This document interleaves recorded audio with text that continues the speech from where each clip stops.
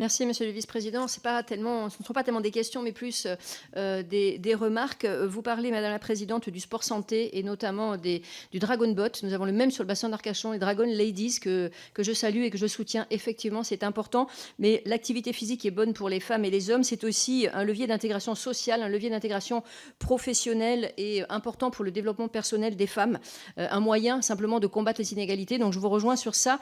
Un sujet que vous n'avez pas abordé, vous dites les femmes font moins de sport que les hommes. Eh bien, sachez que pour travailler avec des associations sur le handicap, les femmes handicapées en font encore moins.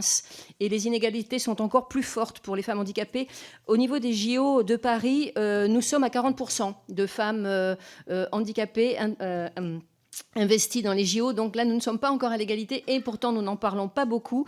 Un problème par rapport à la représentation du corps, c'est un frein supplémentaire. Et vous parliez de l'accès aux vestiaires, c'est également extrêmement compliqué. Et juste un petit point, monsieur le président, si vous l'acceptez, il existe quand même aujourd'hui la journée internationale du sport féminin qui a lieu le 24 janvier. On en parle beaucoup moins que la journée du 8 mars.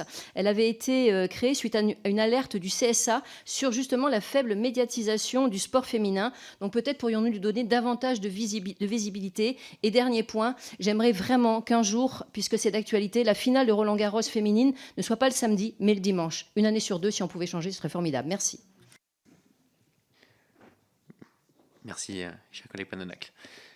Un clin d'œil aux Dragon Ladies, Mme Panonacle. Eh bien, vos Dragon Ladies de Arcachon pourront être les bienvenus puisqu'il y aura leurs Jeux Olympiques à elles qui aura lieu donc, au mois d'août 2026 sur le lac du Bourget à Aix-les-Bains. Donc voilà, c'est en tout cas une pratique qui permet de faire de la reconstruction après la maladie, donc des éléments qui sont importants. S'agissant de la place du sport féminin à la télévision, effectivement, le constat est partagé par tous d'une diffusion restreinte par rapport au sport féminin. Dans le cadre des recommandations, je voudrais peut-être en citer deux pour être un peu plus concret.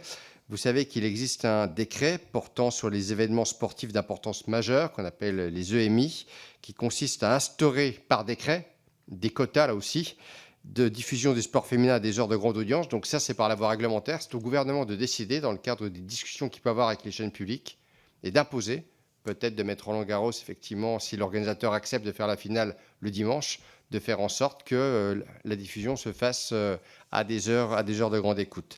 Il y a également le moyen du fonds de soutien à la production audiovisuelle qui pourrait être mobilisé pour flécher davantage de la production audiovisuelle consacrée au sport féminin jusqu'à atteindre éventuellement un certain seuil. Donc nous avons listé dans notre rapport un certain nombre de recommandations pour accroître la notoriété du sport féminin.